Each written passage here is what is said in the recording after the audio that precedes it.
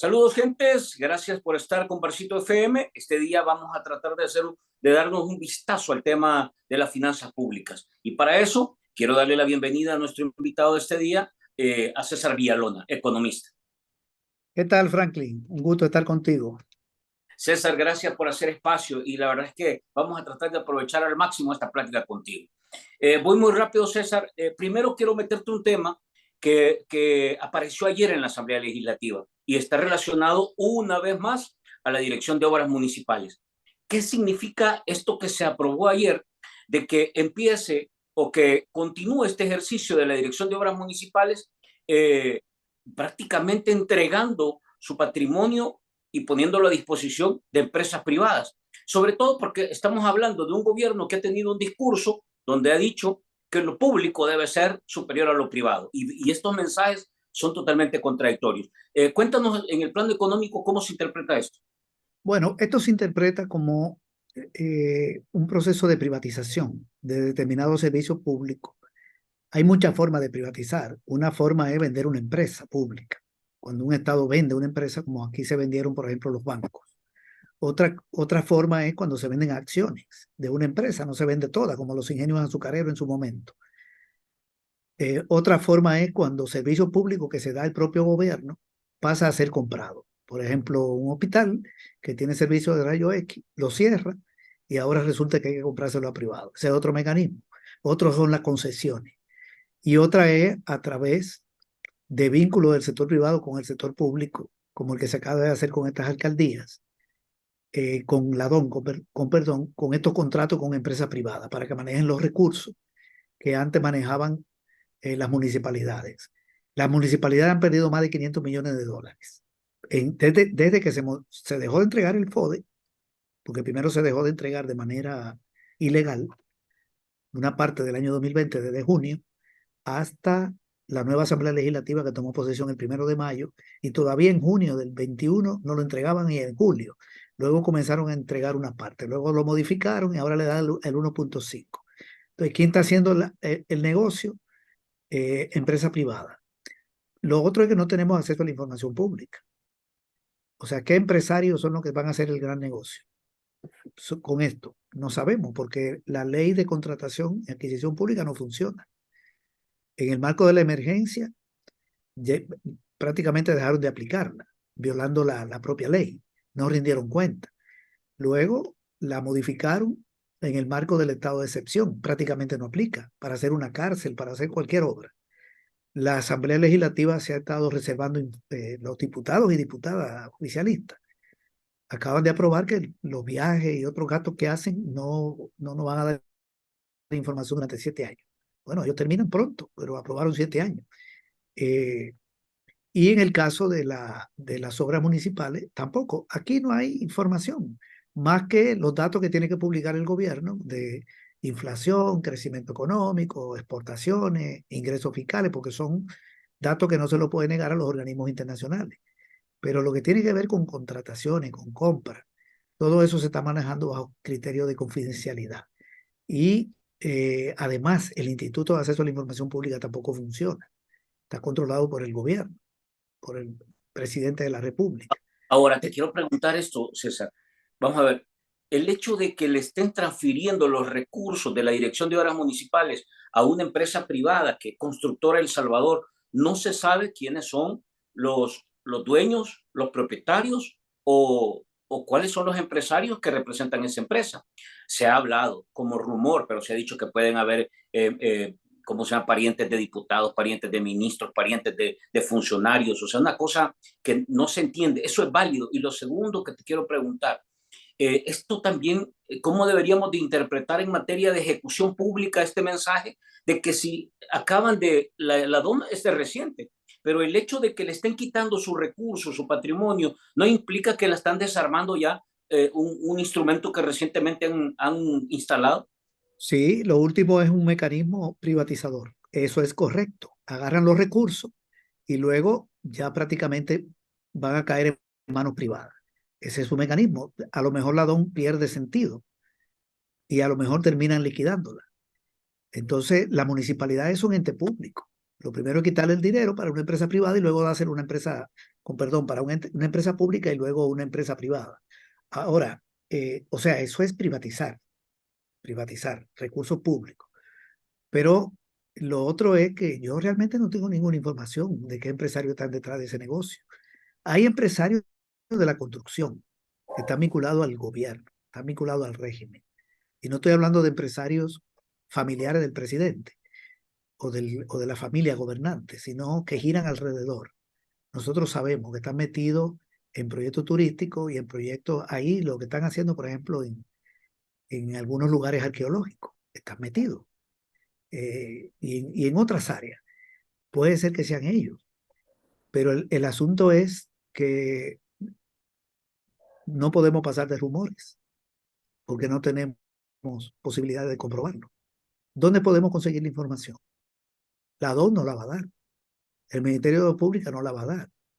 Los El diputados han Ejecutivo, empezado a reaccionar al respecto y hemos escuchado al diputado, a uno de los diputados de Nuevas Ideas de la Unión, diciendo que esto es necesario hacerlo porque hay tanta obra pública ejecutándose a nivel nacional que ya las empresas constructoras no dan abasto, que ya no hay obreros para que den abasto a hacer las obras y por eso es que es necesario hacer este mecanismo. ¿Cómo interpretas esos discursos, bueno, esos argumentos? eso no es real, no es real. Y te voy a dar una información del Ministerio de Hacienda. Yo tengo la ejecución financiera del Ministerio de Hacienda hasta el mes de agosto.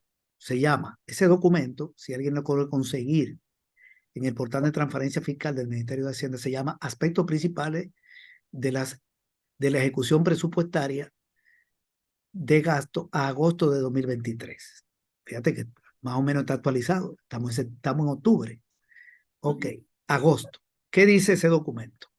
Que en el presupuesto se aprobaron 1.077 millones de dólares en el presupuesto para ser ejecutado en activos fijos. Es parte del gasto de capital. ¿Qué es activo fijo? Obras y construcciones.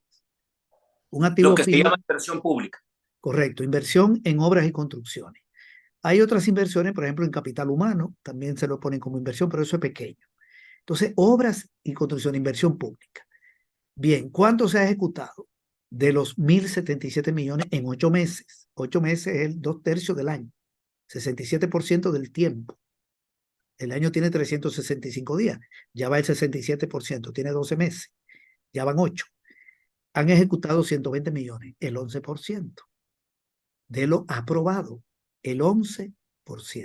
Bien, quedan 4 meses. ¿A cuánto llegarán? Si en 11 meses en 8 meses ejecutaron el 11, en 4 meses ejecutarán el 3, van a llegar a 14 o a 15. Es decir, no han ejecutado 957 millones y han ejecutado 120. Por lo tanto, aquí no está haciendo ninguna gran inversión. ¿Cómo van a decir que no hay empresas que den abasto cuando la inversión está paralizada? ¿Y por qué no lo han hecho? Bueno, porque el gobierno aprobó un presupuesto inflado, donde decía que iba a ejecutar 9.000 millones de dólares, un poquito menos, como el que acaban de presentar. Ya vi que el monto, no tengo los detalles, pero ya sabemos que no lo van a conseguir el dinero. Y le faltaban 1.915. No venden bonos, no pueden vender bonos, están trabados, entonces están rascando dinero. Pero, ¿qué pasa con esto, César? Es decir, ¿qué es lo que sucede? Tenemos diputados desinformados de cómo se están manejando los recursos públicos, diputados oficialistas desinformados o en realidad estos diputados están intentando engañar a la gente para tratar de tapar algo. Porque Bueno, del punto que estamos hablando es más de 14 millones, entiendo que está entregando la DOM a esta empresa constructora El Salvador, que no sabemos de quién es. Entonces, ¿están exacto. tratando de tapar ese negocio o es que están desinformados? Bueno, yo creo que algunos pueden estar desinformados, pero no creo que esos diputados se dediquen a leer muchas cosas. Ellos son operadores políticos, su tarea es aprobar lo que le digan. Pero aunque estén informados, no quisiera hablar por todos, porque no lo conozco a los 64 que están con el gobierno, pero yo creo que la mayoría, aunque esté informada, eh, se dedican a manipular y a mentir, porque la mentira es un eje de la política del gobierno. Es una palabra dura, pero es el eje de la política del gobierno. Si algo ha caracterizado al presidente y a sus funcionarios, es decir, cosas que no son reales. La mentira está siempre presente en los discursos de los funcionarios, como una línea de trabajo.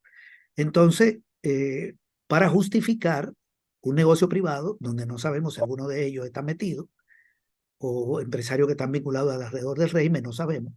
Entonces dicen cualquier cosa.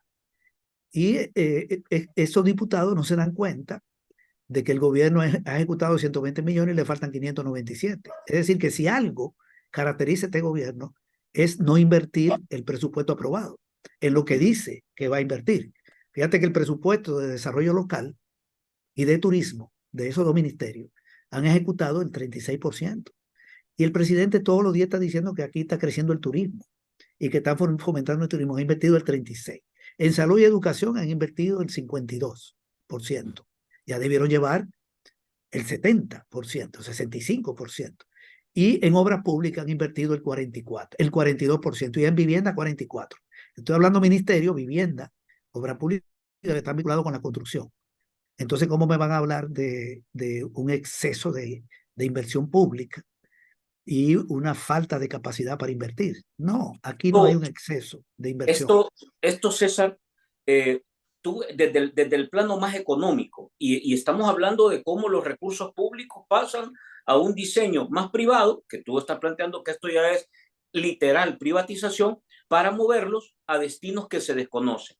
Uno podría decir, César, que es exactamente el mismo proceder o el modus operandi que se utilizó con el Bitcoin.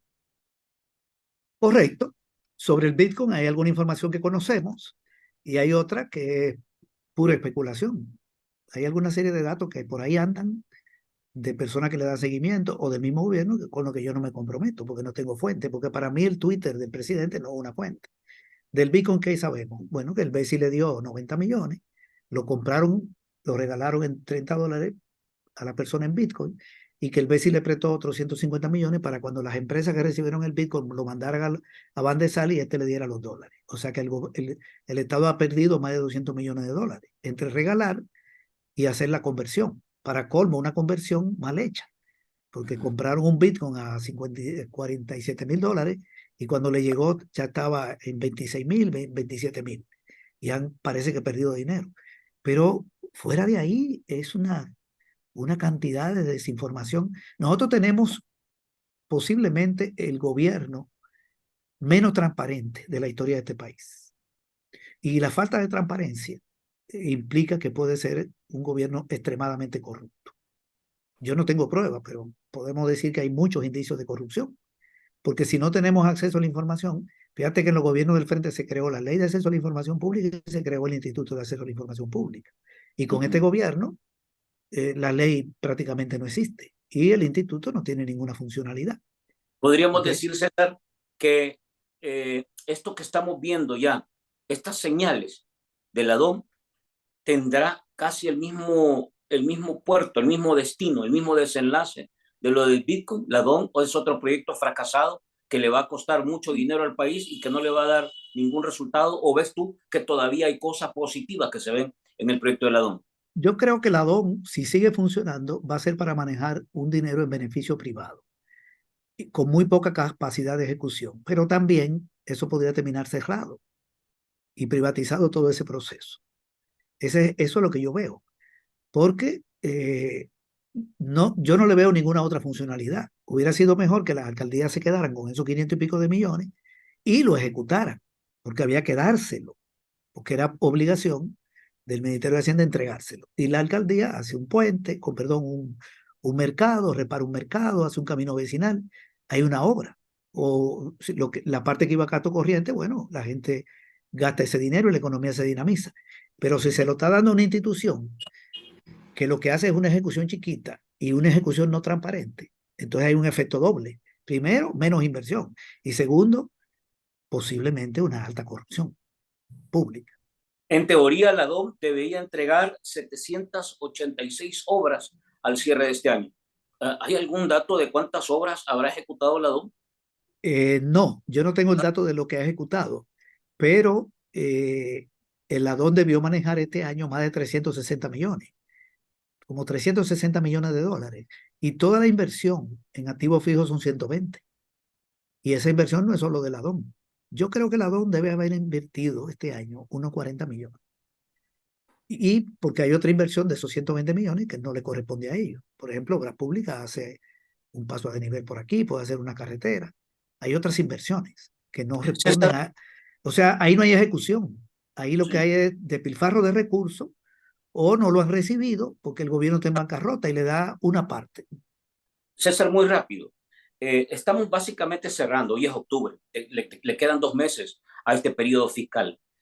¿Cómo podríamos evaluar la administración, la gestión y la ejecución de este presupuesto fiscal? Si pudiera preguntarte yo, ¿cuáles son los 3 elementos que describen el ejercicio de esta operación fiscal, de este presupuesto durante el 2023? Primero, un estimado de ingreso que ha resultado falso. El dato hasta agosto es que el gobierno ha recaudado 13 millones menos de lo que esperó en el presupuesto.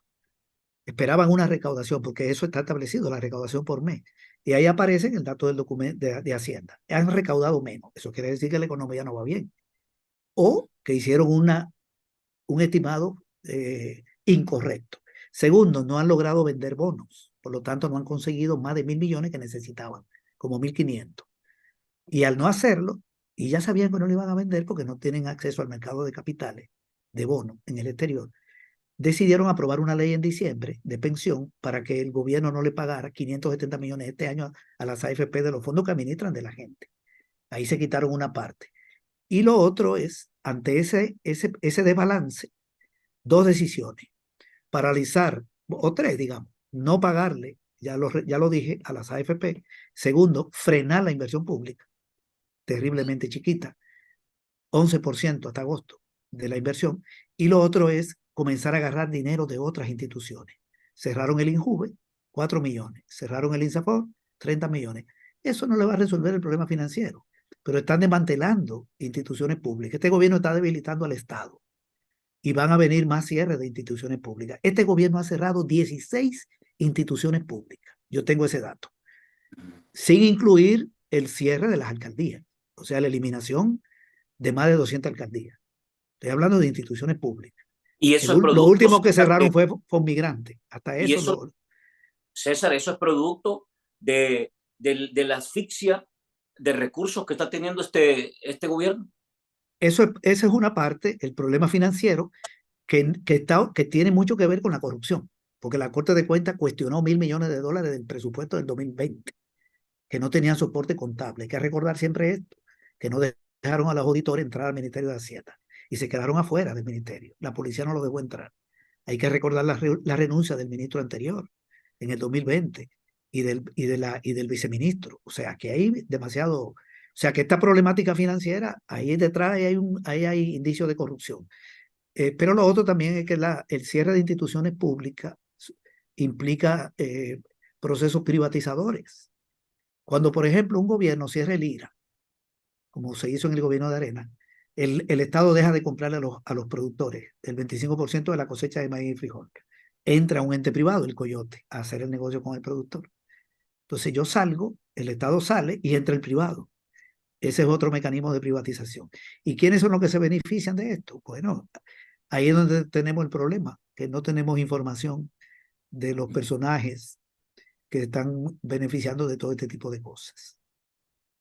Cuando nosotros hablamos del presupuesto 2023, ¿qué en realidad podríamos decir como evaluación recibió la población de ese presupuesto? ¿Qué es lo notable que vos decís? Esto es lo que nos ha dejado el 2023 para la gente en materia No, de presupuesto, de ejecución pública del 2023.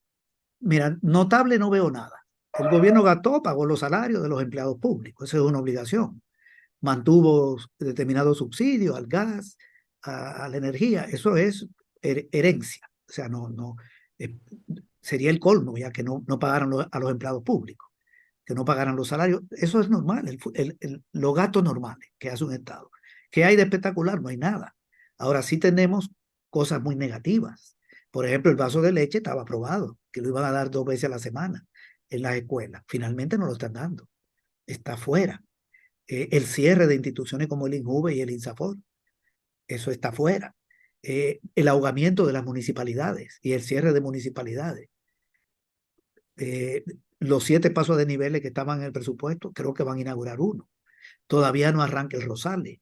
Las 1.000 escuelas que iban a reparar, el dato que yo tengo es que el año pasado de 1.000 repararon 6 y este año no hay información, pero con esta inversión pública de 120 millones, cuando solo en reparación de escuelas eran más de 400 millones, de esos 1.000 y pico, 400 y pico era para reparación. Imagínate lo que están haciendo en las escuelas.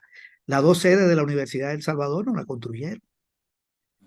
Y así hay un montón de obras que están prometidas. Uno va al centro de San Salvador, por ejemplo, y ahí lo que ve es todo roto, porque parece que el ministro de Gobernación, o digamos el alcalde de la capital, creyó que le iban a dar el dinero y ahora ya parece que va a cerrar el año con eso todo, que no lo puede terminar porque no hay dinero.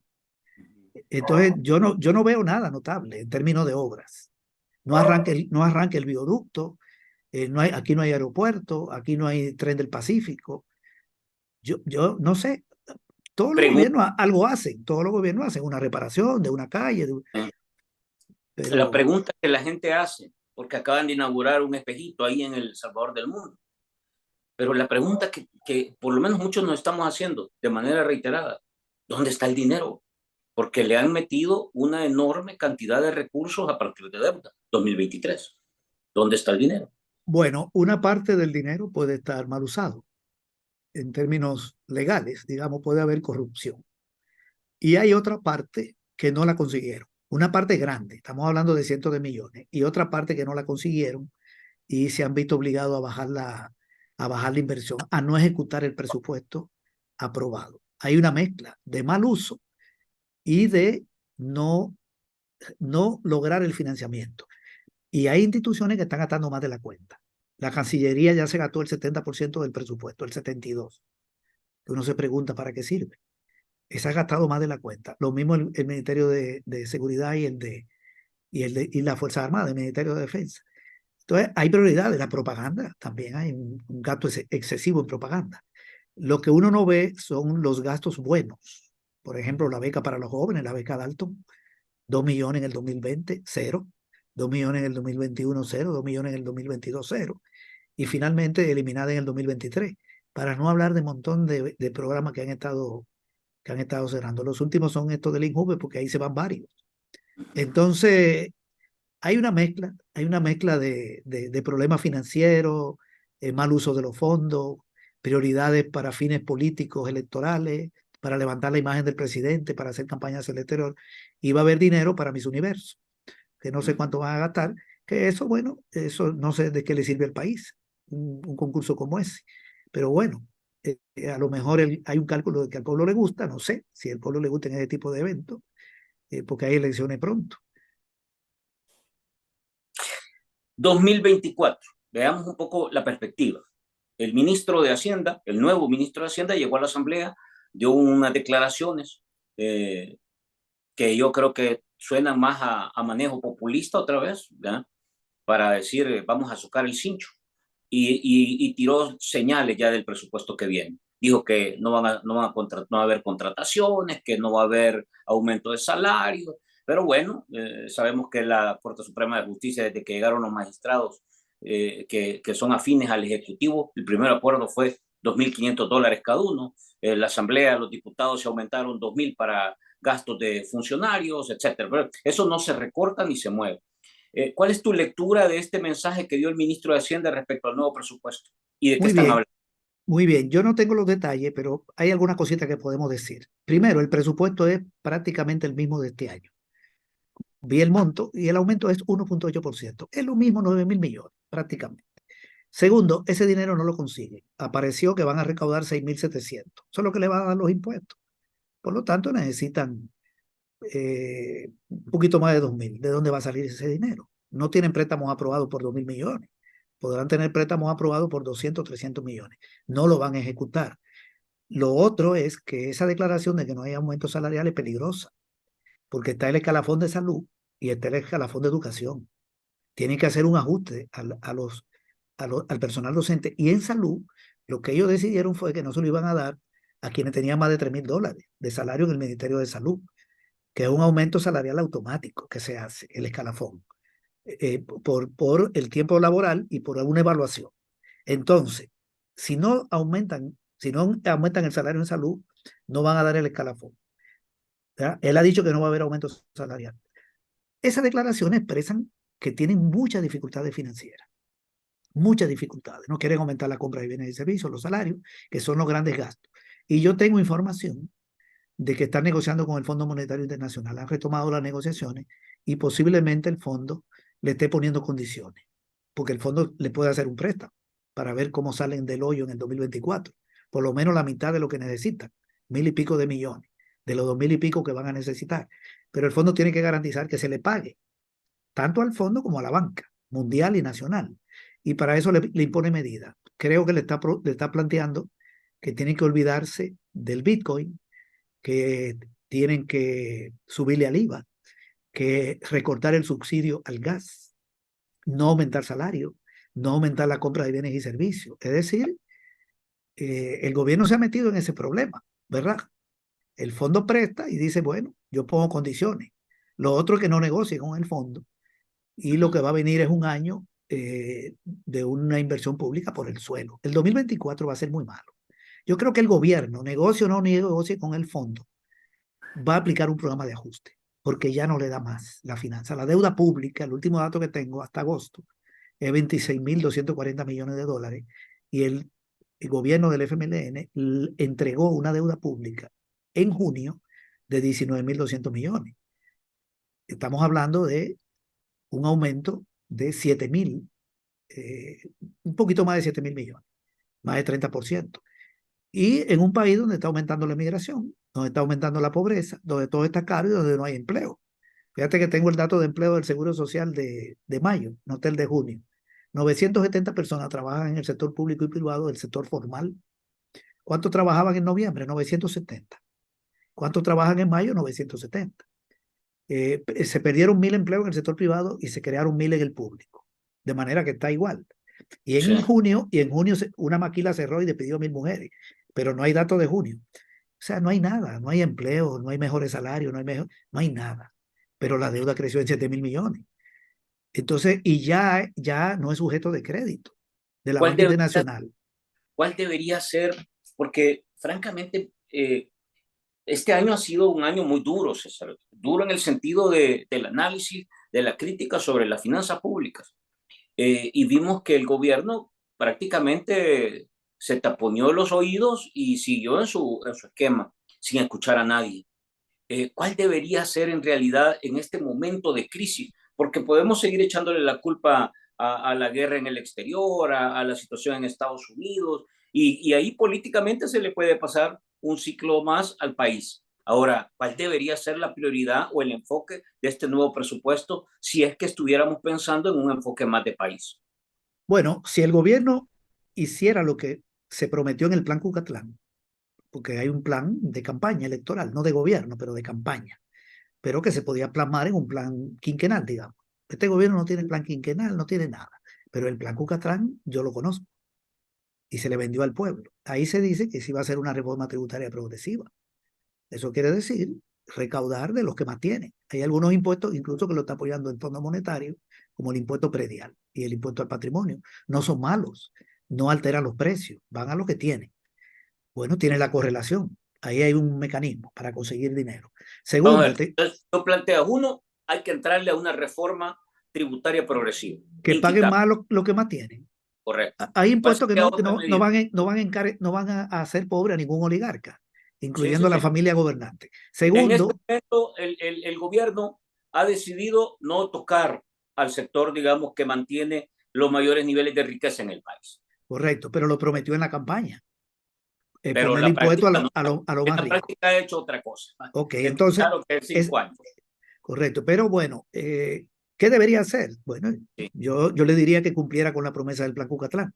Pero también por el lado del gasto, se puede hacer un gran recorte del gasto de propaganda, del gasto de la Cancillería. Ahí hay cómo ahorrar recursos para destinarlo a mejores partidas, ¿verdad? Mejores ¿Crees tú que partidas el presupuesto, presupuestarias. crees tú que el presupuesto todavía está cargado de mucho privilegio político, Oh, político sí, para políticos? sí, claro, mira, tú dabas los datos de los aumentos salariales en la Corte. El presupuesto de la Corte Suprema de Justicia es mayor que el del Ministerio de Obras Públicas. Es uno de los presupuestos más altos, el 6% de la recaudación corriente. Es enorme. Y los lujos en la Asamblea. ¿Y por qué tapan los gastos de viajes y otros gastos? ¿Por qué los diputados y diputadas oficialistas no quieren que sepamos de sus viajes? Es obvio, hombre, que están ocultando algo. Entonces, aquí estamos ante un mal uso de los recursos públicos. ¿A cuánto asciende esa corrupción? Aquí tenemos listas que vienen hasta de Estados Unidos. Entonces, no sé, yo no sé a cuánto asciende, pero debe ser mucho dinero. Entonces, hay forma de enfrentar el problema financiero con una Bien. recaudación de los que más tienen, sin afectar al pueblo, y con un mejor uso de los recursos. Que Y este incluso, enfoque, César, que tú has planteado sobre la DOM, este enfoque de empezar a privatizar el aparato público, puede ser que esté una o dos líneas o entre líneas en un poco la perspectiva de lo que está pensando el gobierno para meterle recursos a, a unas finanzas golpeadas. no, porque ahí no le va a dar nada ese mecanismo de privatización, porque es una transferencia. Otra cosa es cuando el Estado, por ejemplo, vendió Antel. Vendió Ujú, Antel, recibió dinero y todavía por ahí hay un fondo. No, esa privatización yo no la estoy apoyando, la de Antel, pero lo que quiero ujú, decir es que ahí recibió ujú, recursos. Ese es un mecanismo, no es un buen mecanismo, porque eso debilita al Estado. Las privatizaciones no son buenas. ujú, El Estado no debe debilitarse, debe fortalecerse. Nosotros tenemos estados débiles. Fíjate que en los gobiernos del FMLN se crearon 21 empresas públicas y este gobierno ya está cerrando un montón de instituciones del Estado. Así, aquí se fortaleció el Ministerio de Salud con una reforma de salud, se ampliaron las unidades de salud, se creó el Hospital de la Mujer, el Hospital de la Unión, el Instituto de Radiología, se crearon 6 sedes de Ciudad Mujer, 3 farmacias especializadas, 576 equipos comunitarios de salud, el Hospital de la Unión, la Universidad en línea, eh, esta institución que tiene que ver con, con los medicamentos, la Dirección General de Medicamentos. Cuando uno mira, se fortaleció el Estado y ahora vemos que lo está desmantelando, cerrando programas sociales. Entonces, eso no beneficia. Es decir, lo voy a poner como una familia. Yo hago un presupuesto, digo que voy a gastar este año $12,000, digamos 1,000 por mes, y voy a recaudar 9,000. Entonces, los otros 3, ¿cómo lo consigo? Voy a vender la refrigeradora y voy a vender la estufa y voy a vender una cama para conseguir 3,000. ¿Y cómo voy a...? Entonces, mi nivel de vida va a bajar sí. porque estoy desmantelando mi casa. Entonces, la privatización, la venta de una empresa pública para conseguir dinero es un desastre porque ese dinero se gasta y ya no tiene la empresa. En el caso de la DON ni siquiera le da ingreso. Entonces, está mal aquí. Este gobierno tiene una lógica muy caótica. No es bueno hacer comparaciones, pero los gobiernos de Arena privatizaron 26 empresas, pero tenían un programa de gobierno, de ajuste, tenían un rumbo. Aquí ni siquiera hay un rumbo. ¿Cuál es el rumbo? Aquí no hay plan quinquenal. Iban a contratar un experto de Harvard que iba a hacer un plan económico. Lo iban a contratar y lo que llegó fue el COVID en el 2020. No llegó él, sino el COVID. Jamás volvieron a hablar de eso. Se ve un cierto rumbo, pero el cierto rumbo es en la lógica el acaparamiento de recursos y el fortalecimiento de una familia imperial y lo que están ¿Cuáles, alrededor de ella. ¿Cuáles son, César, en esta lógica y en una condición como la que se ve el país, cuál nosotros podríamos leer que son las prioridades? Hablando de sectores, pues, porque un poco hablamos de la deuda, de cómo rascar pisto de los mismos recursos del Estado y cómo también bajarle al gasto, digamos, superfluo o al que te genera poca rentabilidad, digamos, poca utilidad, gasto que no tiene sentido. Pero cuando hablamos un poco de producir y como hablamos de la dinámica que el país debería empujar, por ejemplo, en este ejercicio, agricultura, hoy, 2023 me refiero, quedó como la Cenicienta, ¿verdad? No tuvo, pero nivel en el entierro, ¿no? Por ningún lado. Y así hemos visto otros sectores. En tu lógica, ¿cuál es el rumbo que lleva la prioridad de este 2024 a nivel de presupuesto? ¿O por dónde calculamos que se está pensando mover este gobierno? Bueno, mira, hay una lógica de inversión en seguridad y en la Fuerza Armada y propaganda. Para mí esos son 3 ejes. ¿Quién se lucra de la propaganda gubernamental? Hay que averiguarlo. No sé cómo, pero la familia gobernante tiene empresas de publicidad. El gasto militar ha crecido más de 90% el de seguridad pública también. ¿Quiénes proveen de todo eso a la policía, de todo lo, quiénes se están lucrando con eso? ¿Quiénes se están lucrando con la cantidad de gente presa que tiene que comprar comida para llevarle a sus hijos y a sus hijas, a sus hermanos, a sus tíos, a la mamá presa? Ahí hay todo un negocio también en el manejo de eso. El otro grupo es el importador. A ese le está yendo bien, sobre todo los importadores de bienes agrícolas. Han crecido más del 70% las importaciones de comida que proviene del sector agropecuario, de alimentos. Más de 70, el dato que doy hasta agosto, viendo las importaciones. Y aquí están quebrando ganaderos. Acaba de quebrar una finca. Una última, salió un video de una gran finca dedicada al ganado. Y han quebrado productores agrícolas y hay una gran emigración. El dato que tenemos, acaba de salir el segundo informe, la evolución económica del segundo trimestre, y ya tenemos datos a los primeros 6 meses, y vemos que en el sector industrial agropecuario hay una tasa negativa de crecimiento, es decir, que han tenido caída. El comercio está estancado, el comercio interno, pero no el importador, porque el importador no es parte del Producto Interno Bruto. Lo que se trae de fuera no es parte de nuestra producción, pero ahí hay un negociazo, porque si te cae la producción agrícola, pero no vemos escasez, porque escasez todavía no hay encarecimiento. Entonces se está beneficiando el que está trayendo la comida de fuera. Uno de los grandes importadores es Enríquez. Esto sí lo sabemos, lo podemos mencionar por su nombre, porque él tiene empresa importadora incluso de Sinaloa. Es decir, hay un grupo empresarial alrededor de la familia del presidente, que es importador, y también son importadores los oligarcas más poderosos que apoyan al gobierno, lo más fuerte del país. Hay otros que no. Entonces, esos sectores son los que están beneficiando. También algunos sectores de la construcción, sobre todo porque no aplican la ley LACAP, ni hay información pública. ¿Quién hizo la cárcel de Tecoluca? ¿Cuánto costó la cárcel de Tecoluca? ¿Habrá costado 10 millones y la facturaron en 90? ¿Quién hizo el hospital El Salvador? Se arrancó con 15 millones, que le agarraron al Seguro Social, luego 30, luego se habló de 70, luego de 100. ¿Quién lo hizo? ¿Cuánto costó? ¿Cuánto dinero se perdió? Entonces, ese sector vinculado a la construcción, a pesar de que en el país no hay muchas obras, las pocas que se han Se hecho, ha movido se han hecho de manera mañada, porque si hay un sector donde se manejan recursos de manera discrecional, ha sido ese. Una de las grandes cosas que hizo el FMLN, entre muchas cosas que se hicieron, fue sanear ese Ministerio de Obras Públicas, con la figura de Gerson Martínez, que se echó 2 periodos de ministro de Obras Públicas. Y eso lo reconocieron aquí hasta sectores de derecha, gente vinculada a FUSADE, lo reconocieron. Hoy tenemos un ministro de Obras Públicas que es el contador de la Yamaha, de la empresa de Bukele. Ese muchacho no sabe nada de obras públicas, pero sí sabe de contabilidad, sí sabe cómo presentar estado financiero y alterarlo. En eso es experto, a lo mejor por eso tiene ese cargo. Entonces yo creo que ese sector también está fuerte, se está beneficiando a pesar de la baja inversión.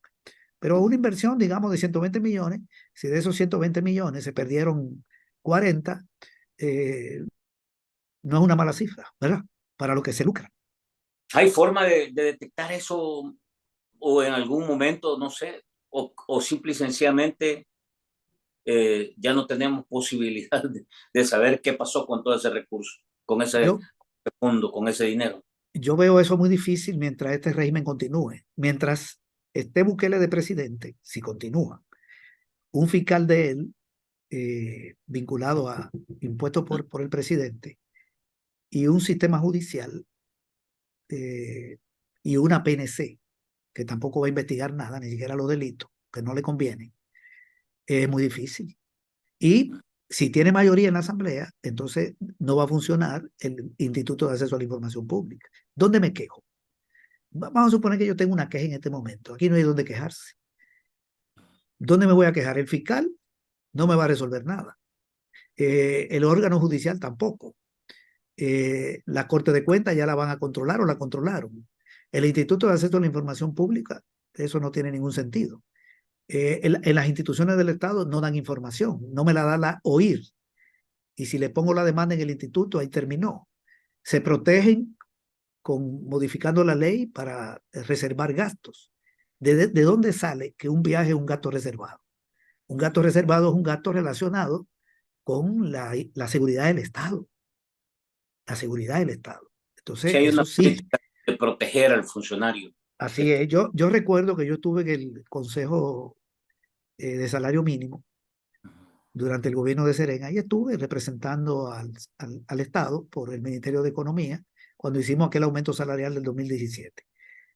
A nosotros nos llegaron, nos hicieron una exposición ahí de la Ley de Acceso a la Información Pública y de todo eso. ¿Cuál fue la decisión del Consejo? Con mayoría del gobierno y de los sindicalistas que no estaban vinculados a la NE, porque habían logrado llegar otros sindicalistas, gente decente. Decidimos, 3 del gobierno, 2 sindicalistas, 5, en contra de 2 de la NE, que ahí no había reserva de información. ¿Qué presupuesto manejaba eso? Nada. Ahí lo que hay es una cuota por una reunión y al gasto de luz, etcétera. sí. Aquí no hay información reservada. Así, punto. Fue una decisión. Tú puedes ir a averiguar cuánto era el viático que le daban al que estaba en el Consejo del Salario Mínimo, cuánto se gastaba en café ahí en una reunión, o la energía del Ministerio del Trabajo, porque estaban prendidos los bombillos cuando estábamos reunidos, si ya era de noche, o el ventilador, nada. No teníamos que reservar nada. Entonces, ¿por qué un diputado reserva su viaje? Tu Entonces, contratación. sí, y otros gastos de la Asamblea. Es que eso no tiene sentido. O sea, ese es un reconocimiento de que hay indicios de corrupción. Yo utilizo esa palabra para no meterme en problemas porque no tengo pruebas, ¿verdad? Sí. Pero, César, pero, se, pero se están lucrando funcionarios públicos, se están lucrando grandes empresarios que apoyan al gobierno, incluyendo los de la familia.